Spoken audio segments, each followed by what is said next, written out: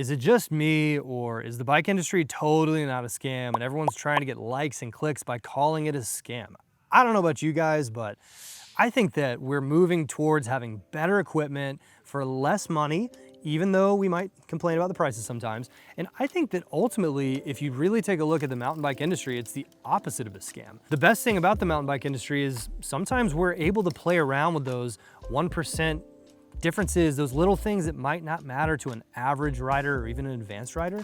But at the end of the day, those things go into the products in a way where we can all enjoy things. And frankly, it helps those engineers keep their jobs, which keeps on churning out really good bikes. Now, I do have a strong opinion that the very best mountain bikes happened around about maybe 2008 to 2012, right when that geometry was peak fun and maybe a little bit overbuilt and maybe a little bit not the fastest, but that's when the 27.5s were out there. 27.5s and 29ers are coming around, and that's when really things were coming together for us. So if you really take a look at the bike industry as a whole, I think it's kind of silly to call any part of it a scam. In fact, if you take a look at Jeff right here, he's a retired fireman, you know, props to Jeff. I talked to Jeff and he said, man, I got this nice YT bike for 4,800 bucks. I'm like, wow, that's a pretty good price for a mountain bike with Olin suspension and, you know, nice bars and nice cranks and just good tires. Great deal. And then I looked down and it's an e-bike. It's also got a motor. And he told me, he said, you know, none of the YouTubers are talking about this stuff. They're all there talking about the bikes that maybe they got sponsored by. And it just makes me wonder, what do you guys think? Do you think that really maybe there's nothing to complain about at all? And we're out here in a great sport and everything is just positive vibes, and anyone who wants to participate can really enjoy this. I think that at the end of the day, we all have really good parts and components, and we've got choices, different things. We can go electronic, we can go mechanical. I've tried both, I like both. They've got different use cases. And we just have so many options that maybe we're just inventing complaints so that we can gripe about something. I don't know. What do you think? Put some thoughts in the comments below on what your initial thoughts are. Have you ever bought anything that you felt like was an actual scam in the mountain bike industry? I don't think I have. I bought some products that I didn't love, that maybe weren't the best, but I'm not even gonna complain about them here. They're not even worth complaining about because I spent years on them, getting a lot of good use out of those products. And it just makes me feel like, what a cool sport to be able to lean into, because I have less to worry about with my equipment and more about how can I ride more. Now, this brings me to my next point, which is there is a little bit of a crash crisis going on. And I want to talk about the numbers here. I'm going to show them up on the screen. Riders are not crashing less, they're crashing more. They're not getting injured less, they're getting injured more. And they're definitely not enjoying the sport less because the sport is continuing to grow, but they're also kind of grasping at straws, trying to find ways to improve. In fact, I've interviewed over 1,000 mountain bikers face-to-face for an hour and a piece. You wanna know what the number one thing is that I hear from them? They tell me that they're missing out on their confidence. And when I hear this, it makes me think a couple different things. Number one, it's like, well, tell me about your bike. And they're like, oh, it's got Fox this, Olin's that, RockShox this. And they've got all these nice, incredible bikes. And they tell me that they just find that the bike is maybe saving them or rescuing them when they go over something tough, like a rock or a root, or maybe they move from a different place in the country to somewhere where there's real sturdy mountain biking. Like if you come from the Midwest and go to, you know, the deep South where we have a lot of mountains out here, or if you go from maybe some gentle hills in California to maybe a place like Big Bear, you're gonna find that the trails are harder. And so what people are finding is they're moving through the skill levels from beginner to intermediate. They start to get stuck. And I don't think the bike industry is a scam, but I do think that there's two kinds of promises that are being made, and the lines are getting a little bit mixed. So on one hand, we're being sold confidence. And if you do some research on the bike industry, the number one keyword that pops up for this equipment is confidence. Confidence in your helmet, confidence. Even my bike right here says the art of confidence, and it delivers. And so this confidence that's being sold is being sold properly for what I call bike confidence or equipment confidence. And when you've got all the equipment confidence in the world, you have a really good thing going for you. But I wonder if maybe the reason why we're crashing more, we're complaining about being stuck with our skills more, and you know, sometimes the clinics that we go to, they help, but then we just run into another skill plateau, maybe it's a different kind of confidence. Maybe it's a type of confidence that we get in our bodies, or maybe it's the type of confidence that we get from experience, or maybe it's the type of confidence we get from riding behind a certain kind of rider that shows us the right way, and then we figure it out ourselves. So you tell me, what do you think? A lot of riders that I've talked to on the channel, they've told me that following better riders helps them a ton. Some people say it helps none. Some people tell me that they take clinics and it helps a good bit, and then they get stuck afterwards. Some people tell me that they take a clinic or two and then they're good to go for 10 years. What's your experience been like? Put some comments below. I want to hear from you guys what's going on in this industry so that I can make some more videos to help out. Because again, my mission here is to solve the progression problem for those intermediate middle-aged riders. Love you guys too if you're the kids and the other people that are not struggling with this, follow the channel. But really, this channel's for you if you're kind of stuck on a skill. So let's take a look at why this is happening. So in many ways, mountain biking and the industry itself is kind of like physics. And for those of you that don't know, a lot of modern economics is based on physics. So I think it was like Isaac Newton or something like that. Basically, he got called into France. This is a very bad history lesson, but he got called into France, like I guess the whole country. And they were like, we have a problem with our money. I'm sure is exactly how they said it.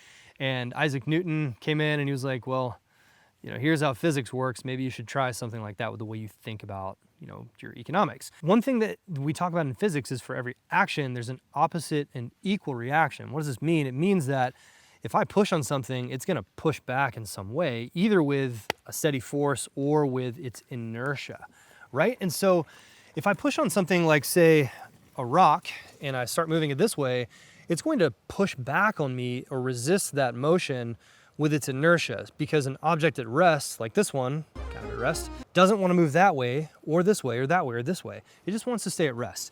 And I think that that's kind of what's happening a little bit with the industry, because back in 2005, 2006, 2007, 2008, we kind of had to get our act together. I don't know if you guys know, but if we rewind the clock a good bit, me and my buddies, we just decided that mountain biking was cool because we saw the movie Rome, and I saw Darren Bearcloth drop off of a ladder drop, and he did a Superman sea crab Indian air, and I was like, whatever that is, it's my thing, I'm gonna do it now.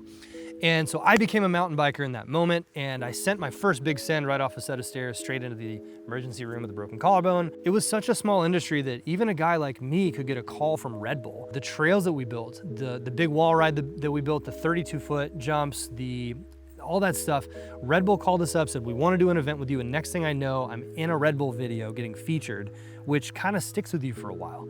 And now today, I'm 40 years old, living my absolute dream. I help intermediate riders break the skill plateau through performance intensives. And what this is where we take riders and we assess what's going on with their body, what's going on with their technique, and we figure out, okay, what do we need to do to change the momentum of how we move? And so I just think that, you know, if we look at the whole story arc of how things are going with mountain biking, we started out scrappy, you know, small, but that kind of grassroots momentum turned into something that really became professionalized. Like right now I'm at a professionally built mountain bike skills park an hour from my house. This thing wasn't here 20 years ago. And by the way, shout out to Ride Canuga for letting me come out here and film. And what we don't realize is that when things start to form momentum and they start to take shape, these bigger organizations like our industry, they tend to go in a certain direction. And I think a lot more people are joining in the sport who haven't ridden as much. And there's also people who've been riding for so long and have never even taken a lesson. So my thought is that, well, maybe the reason why they haven't been getting through the plateau as much as they'd like to, or maybe the reason they haven't been progressing the way that they want to, is because ultimately you've been riding for 20 years and no one's showing you what you're doing versus what it feels like you're doing. And that disconnect, can you see how that might help someone who's been riding for a long time not even be able to enjoy a great new bike that's $4,000, $5,000, $6,000, $7,000?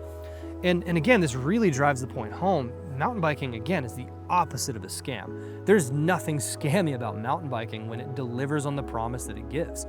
And I think that it's got a lot more to give.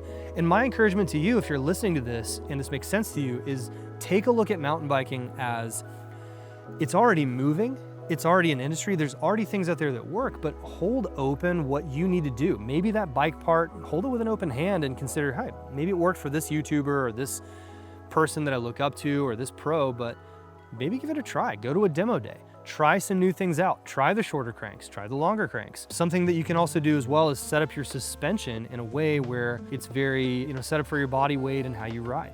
These are things that you totally have control over, that there's enough established knowledge in the industry to where you can really make a big impact on your riding without having to buy a whole bunch of new stuff. And if you want to buy some new stuff, hey, there's all kinds of new cool things you can try. Just recently, I tried out some electronic shifting on my bike, and I've always run mechanical because I don't pedal a lot, I go downhill a lot. And what that means is that my drivetrains last 3, 4, 5 years, and I'm like, man, an XT just works for me. And guys, like, speaking as someone who, again, I'm a reformed coaching business builder turned professional athlete and instructor, and I really like both. If you hand me a electronic shifting bike and you hand me a mechanical shifting one, kind of don't notice the difference too much. It's just not a big deal. So at the end of the day, I really do think that the most beneficial thing that all of these other YouTubers can take from this, if you're watching the channel, is guys, stop trying to get so many dang clicks and go ride your bike. There's a lot of great products.